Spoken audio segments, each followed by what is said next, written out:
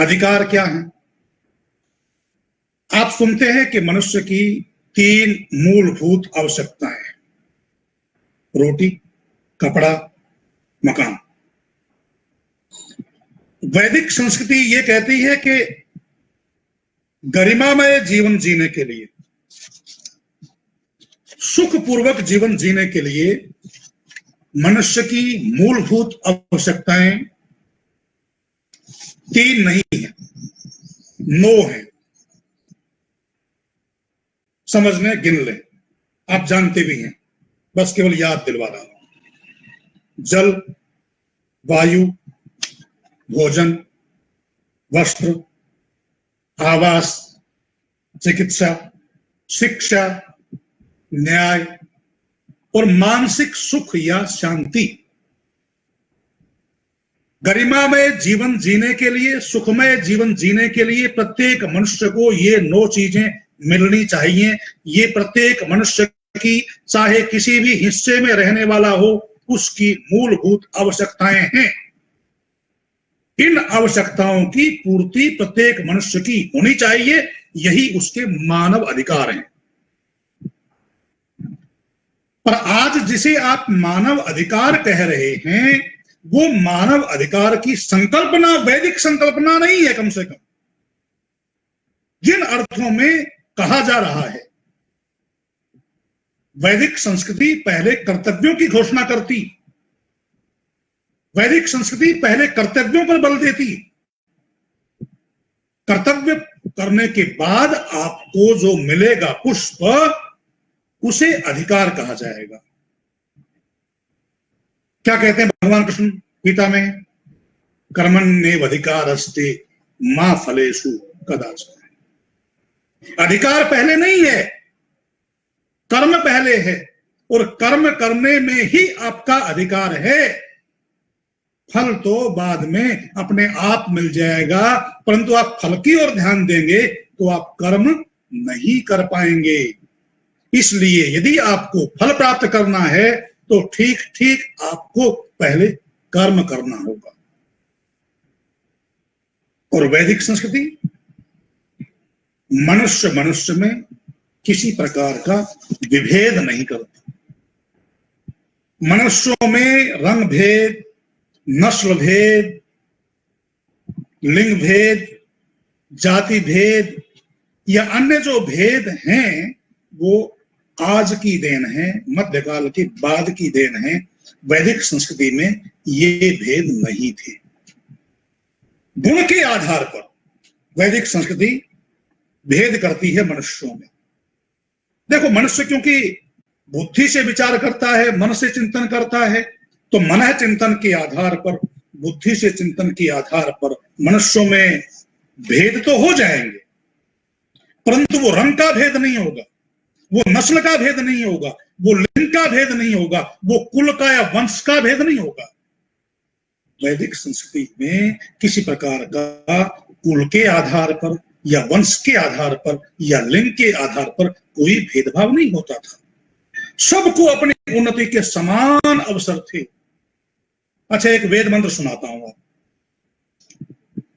ओम तंतुम तन्मन रजसो भानु मन विहि ज्योतिष मत पथो रक्ष दिया कथा। आखिरी में आता है मनुर्भव जनया देव्यम जन अनुर्वणम वयता जोग वा मपो मनुर्भव जनया देव्यम जन। संक्षेप में इस मंत्र में एक संदेश है कि तुम मनुष्य बनो।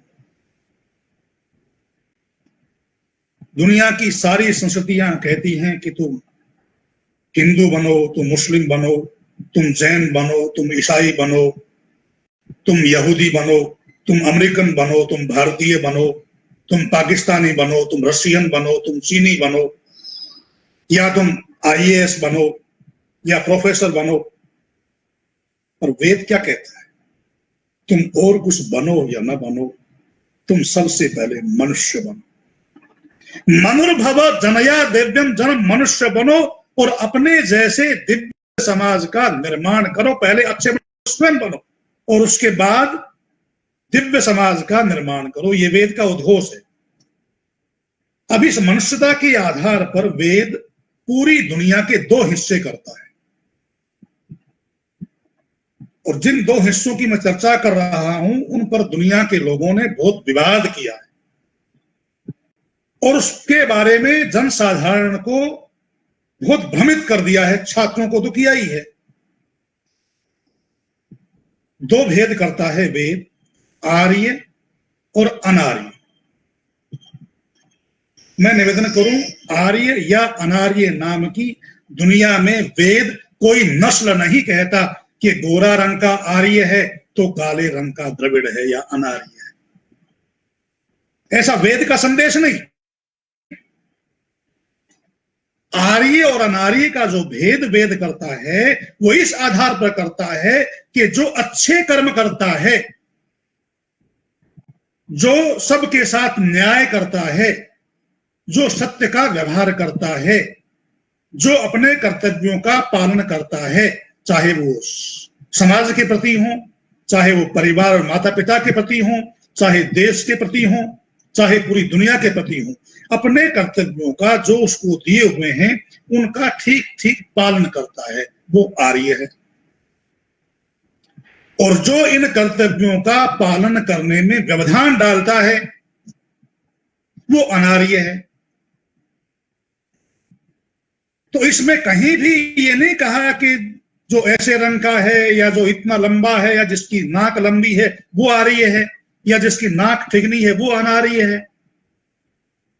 वेद ये कहता है जो अच्छे कर्मों को करने वाला है वो आर्य है, और जो निकृष्ट कर्मों को करके दूसरे के अधिकारों को छीनता है, दूसरे का शोषण करता है, दूसरे का दमन करता है, वो अनार्य है।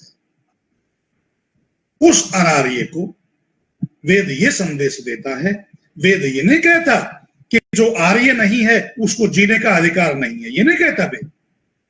वेद ये कहता जीने का अधिकार तो सबको है, परंतु जो ठीक रास्ते पर नहीं चल रहा, वो दूसरों के अधिकारों को छीन रहा है, जो दूसरों के साथ अन्याय कर रहा है, दूसरों का शोषण कर रहा है, दूसरों का दमन कर रहा है, उसको हम आर्य लोग ठीक रास्ते पर लाने का प्रयास करके उसको आर्य बनाए।